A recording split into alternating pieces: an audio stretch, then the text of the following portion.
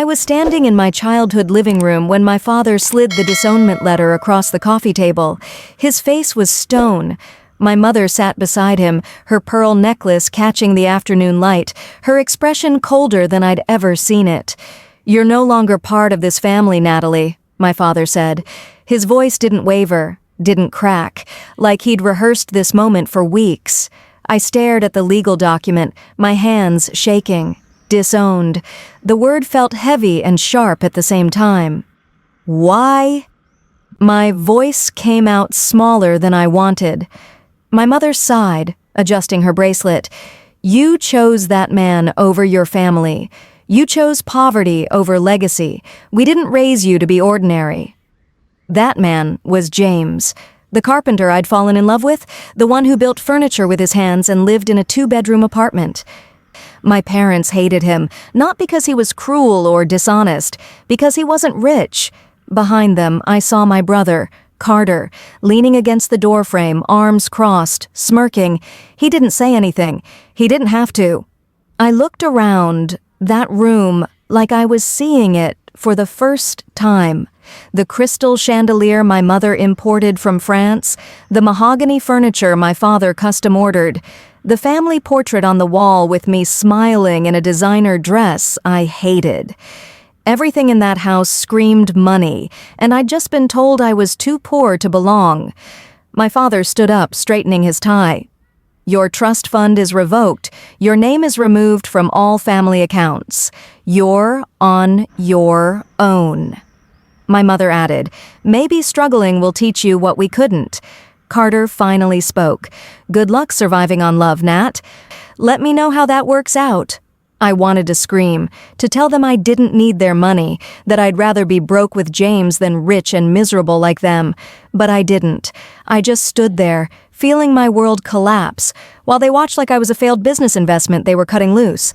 I didn't know then that I'd already inherited $9 billion from my grandmother's trust, a trust they knew nothing about, a trust that would change everything. My name is Natalie Chen. Wait, no, Natalie Ashford. I'm 32 years old, and I let my parents disown me without saying a word. I signed their papers, walked out of that house, married James anyway. We lived in his small apartment, and I worked at a flower shop making minimum wage. My parents told everyone I'd thrown my life away, that I'd chosen a nobody over my family legacy. They erased me from holiday cards, family photos, business events. I became the cautionary tale, the daughter who fell from grace. But what they didn't know was that my grandmother, Helen Ashford, had left me everything when she died 3 years earlier. $9 billion in stocks, real estate, and investment portfolios. She'd structured it so my parents couldn't touch it, couldn't control it, couldn't even know about it until I turned 30. And I'd turned 32 months before they disowned me. I'd been a billionaire the entire time they called me poor, and I never said a word. The disownment was quiet. No big announcement. Just a family statement. Natalie has chosen a different path. We wish her well. Translation: She's dead to us. James held me that night while I cried. Not because I'd lost their money, because I'd lost them. "You okay?" he asked, stroking my hair. "I will be," I whispered. And I meant it. I kept working at the flower shop. James kept building furniture. We lived simply, carefully, like people who counted every dollar. My parents thought I was struggling.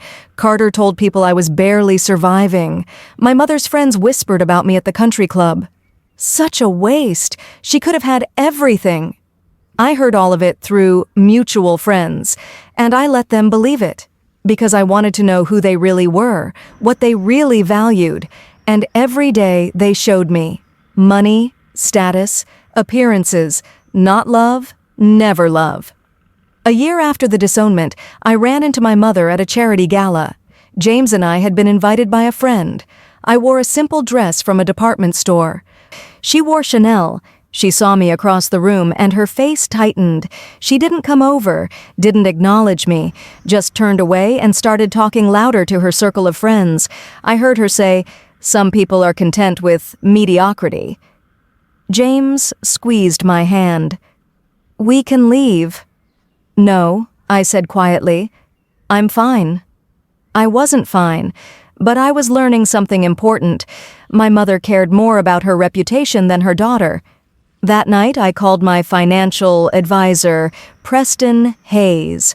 "I want to start moving forward with acquisitions." "Which sector?" he asked. "Real estate. Start with properties my father's company manages." Preston paused. "Natalie, are you sure?" "Very sure." 6 months later, I owned 4 buildings my father's company leased. He had no idea. Not yet. Small things started piling up.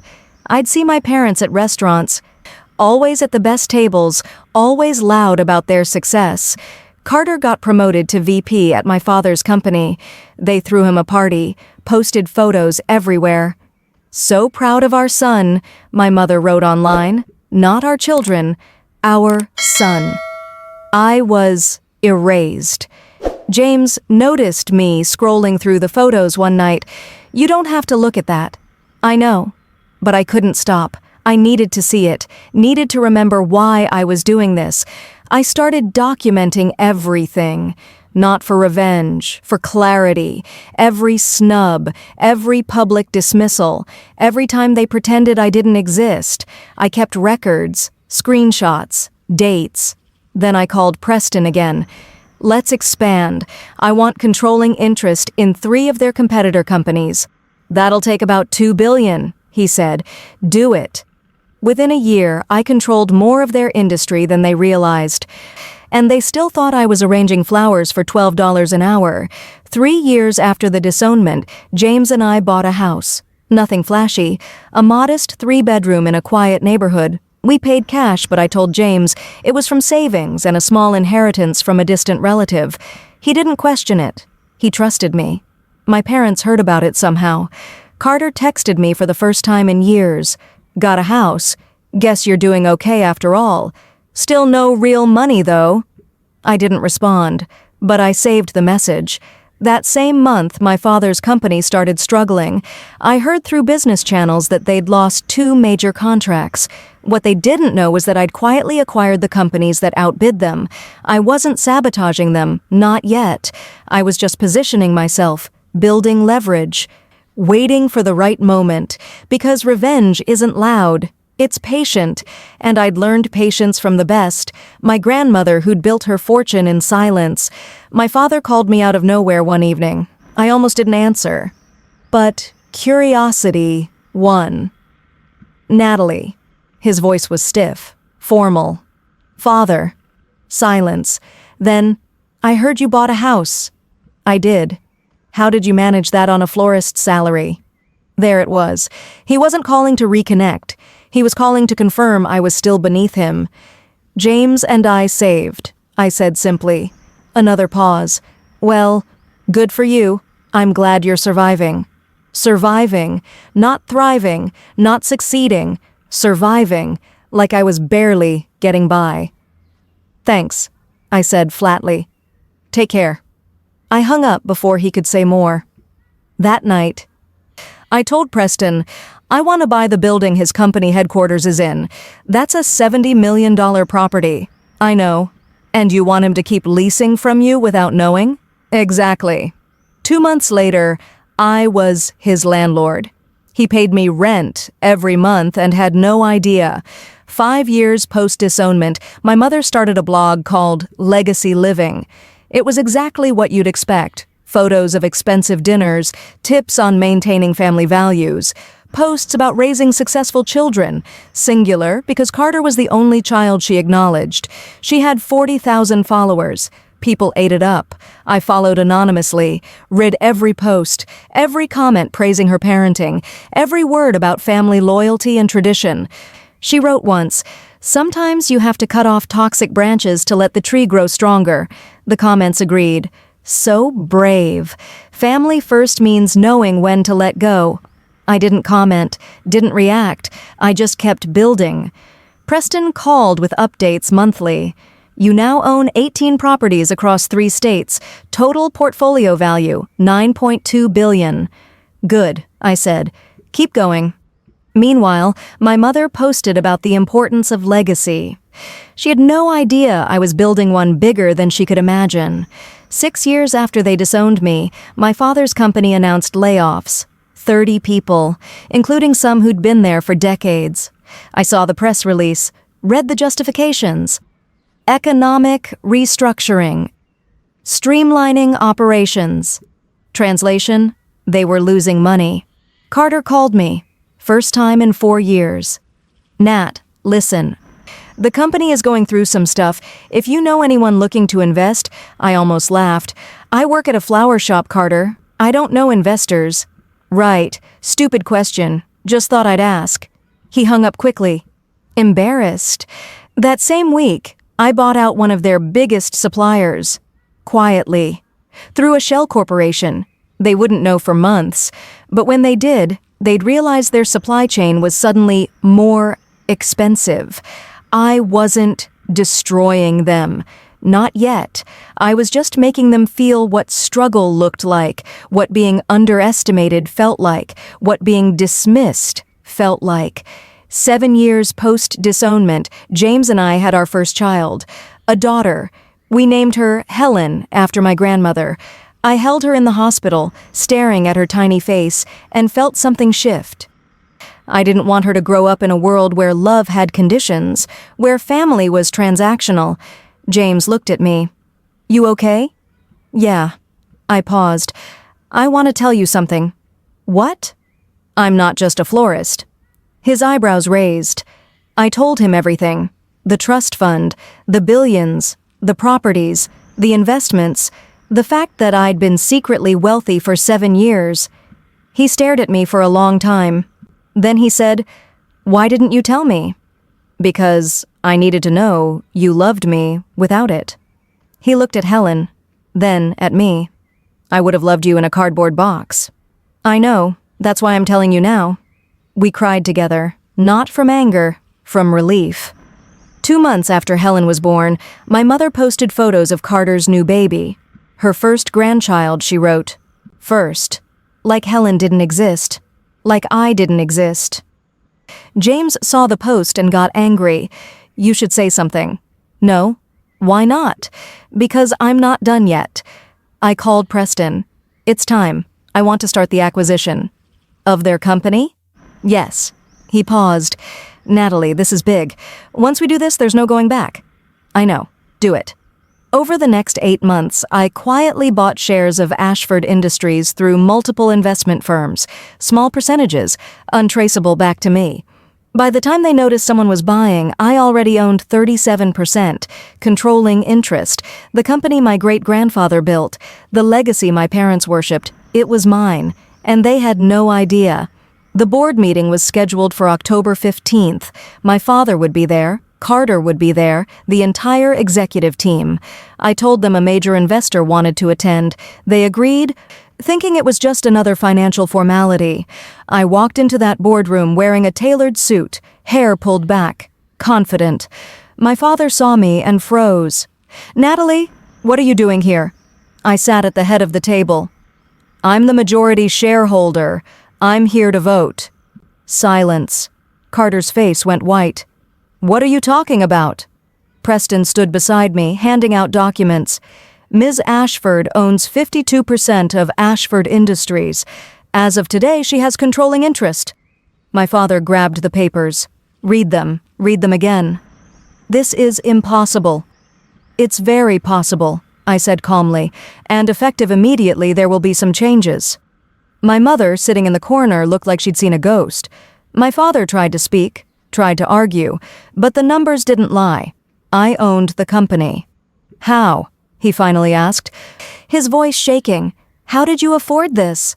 Grandmother's trust, I said simply. His face crumpled. Helen left you money? $9 billion. She structured it so you couldn't touch it, couldn't control it, couldn't even know about it. My mother gasped. 9 billion? Yes. I looked at her. While you were writing blog posts about cutting off toxic branches, I was building an empire. Carter slammed his hand on the table. This is insane. You can't just take over. I'm not taking over. I already own it. I slid a document toward my father. You're being removed as CEO. Carter, you're being demoted. The board will vote on new leadership next week. My father stared at the paper like it was written in a foreign language. You're destroying us. I'm not destroying anything, I said calmly. I'm restructuring. Just like you did when you laid off 30 people. My mother stood up. This is revenge. You're punishing us for disowning you. No, I'm showing you what happens when you value money over people. I looked at both of them. You disowned me because I married someone you thought was beneath us. You erased me, called me ordinary, mediocre, a waste. My voice didn't shake, but I was never poor. I was never struggling. I was watching, learning, building. My father's hands trembled. We made a mistake. Yes, you did. Carter tried one more time. Nat, come on, we're family. I smiled, not warmly, just factually. You stopped being my family 7 years ago. This is just business. I stood up. The meeting is adjourned. You'll receive further instructions from my legal team. I walked out. Preston followed. Behind me. I heard my mother crying. I didn't celebrate that night. I just went home, held Helen, sat with James. How do you feel? He asked. Tired, I admitted, but clear. The next morning, the press found out. Ashford heiress takes control of family company. Secret billionaire ousts her own parents. Disowned daughter returns as CEO. My phone exploded. Reporters, old friends, distant relatives. I ignored them all. My father tried calling 17 times. I didn't answer. My mother sent an email. Please, we need to talk.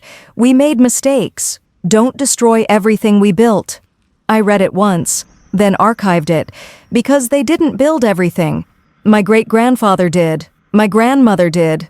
They just managed it. And now it was mine. Over the next month, I restructured the entire company, hired back the people they'd laid off. Raised wages, improved benefits, actually cared about the employees. Profit margins stayed strong. Morale improved. The company thrived. Without them. My father tried to fight back legally, claimed undue influence, claimed I'd manipulated the shares. My legal team destroyed every argument in 2 weeks. The judge dismissed his case, ordered him to pay my legal fees, $300,000 he didn't have anymore. Carter tried to rally board members against me, but I'd already secured their loyalty. Better pay, better leadership, better vision. He was outvoted on everything. My mother went silent online, deleted her blog, disappeared from social media. People noticed. Where's legacy living? What happened to the Ashford family? Rumors spread fast. I didn't add to them. I just kept working.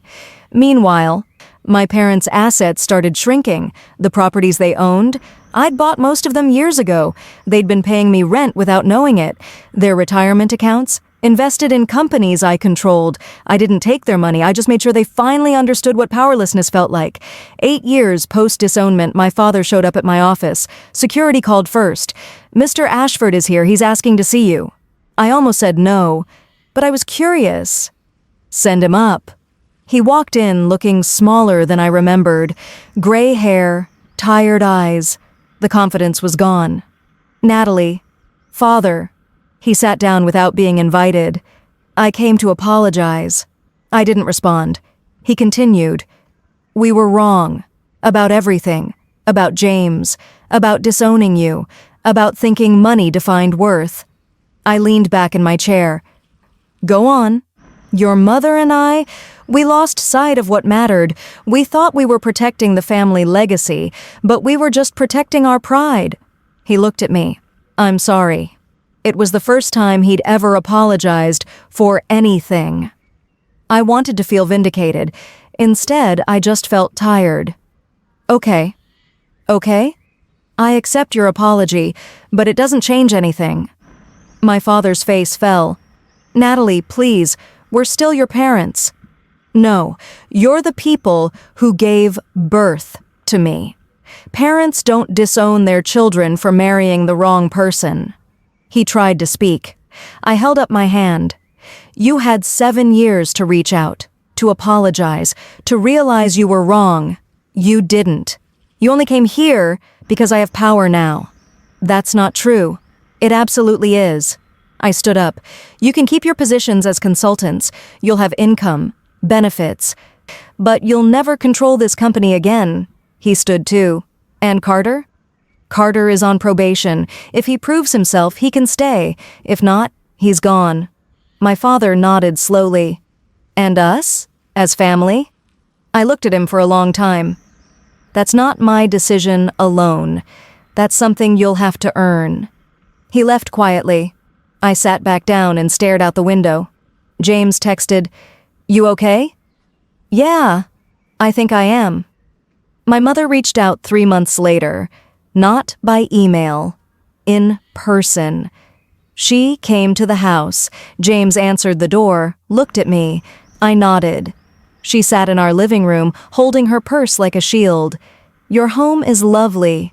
"Thank you." Silence. Helen babbled from her playpen. My mother looked at her. "She's beautiful." "She is." More silence. Then, "Natalie, I don't expect forgiveness. I just want you to know that I see it now. Everything we did wrong." I didn't make it easy for her. "What exactly do you see?" "That we loved the idea of you more than we loved you. We wanted you to fit a certain image, and when you didn't, we threw you away." Her voice cracked. "And I'll regret that every day for the rest of my life." I believed her, but belief doesn't erase 7 years. "I appreciate you saying that." "Can we start over?" she asked. "No, but we can start somewhere new." Over the next year, my parents tried. Therapy, family dinners, apologies, real ones. They met Helen, held her, cried over the years they'd missed. They apologized to James, publicly, acknowledged their mistakes. It wasn't perfect. Some wounds don't fully heal, but it was something. Carter struggled more. Pride is harder to swallow when you're younger. He fought me on decisions. Questioned my leadership. I gave him chances. 3 of them. On the 4th mistake, I let him go. Not cruelly, just clearly. "You're not ready for this role. Maybe one day, but not now." He left angry, but he left. My parents didn't defend him, that was growth. Meanwhile, Ashford Industries became one of the most profitable companies in our sector.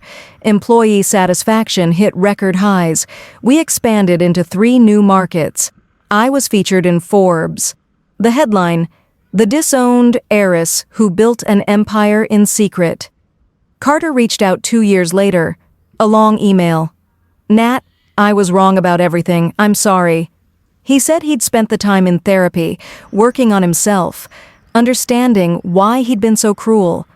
"I don't expect anything from you. I just needed you to know." I read it twice. Then I called him. "Carter." "Nat. Thanks for calling. I read your email. And I believe you, but belief isn't trust." He sighed. "I know. If you want back in, you start at the bottom. No special treatment, no family privileges. You earn it. Okay? I mean it. You'll work harder than anyone else. I will." He did. It took 3 years, but he proved himself. Slowly, quietly, earned back respect he'd lost. We're not close. Maybe we never will be. But we're civil. Professional. That's enough. 10 years after my parents disowned me, I stood in front of the company building. The one my great-grandfather built. The one that now had my name on it. Ashford Industries, Natalie Ashford, CEO. James stood beside me, holding Helen's hand. She was 4 now, curious about everything. "Mommy, is that where you work?" "It is, sweetheart." "It's big." James smiled. "Your mom's a big deal." I laughed. Not from ego, from relief. I'd spent 10 years proving something I never needed to prove, that I was enough, with or without their approval. My parents retired quietly, moved to a smaller house, lived simply. We have dinner once a month. It's awkward sometimes, but it's real. My mother writes me letters now, actual handwritten letters, apologizing, reflecting, trying. I keep them all, not because I need them, because they matter. I'm 42 now. Helen is 12. Smart, kind. Nothing like the family I grew up in. We teach her that worth isn't measured in bank accounts, that people matter more than possessions, that love shouldn't have conditions. She knows about the money. We don't hide it, but we also don't let it define us. We live well, but not lavishly. We give generously. We stay grounded. My parents are in their 70s now, slower, softer. They apologize often, maybe too often. Sometimes I tell them to stop, that we're moving forward, not backward, but I think they need to say it. So I let them. James still builds furniture, not because we need the money, because he loves it. He's an artist, and I'm still me, just with more resources to help people. We funded scholarships, built community centers, supported small businesses. The money my grandmother left me became a tool for good, not a weapon, not a trophy, just a tool. My parents disowned me because I married someone they thought was beneath us. They didn't know I controlled $9 billion. And by the time they found out, it was too late. They'd already shown me exactly who they were. People who valued money over love, status over substance, appearances over truth. I didn't take the company to hurt them. I took it to save it, to honor what my grandmother built, to prove that real success isn't about hoarding wealth, it's about using it wisely. They learned that lesson. Eventually. Painfully. But they learned. So if you're reading this and your family makes you feel small, remember, your worth isn't determined by their approval. It's determined by who you are when no one's watching. I was a billionaire working in a flower shop because I wanted to know who loved me without a price tag. My parents failed that test, but I didn't fail myself. That's not revenge, that's self-respect. And in the end, I didn't just buy them out. I bought myself freedom. And that's worth more than $9 billion.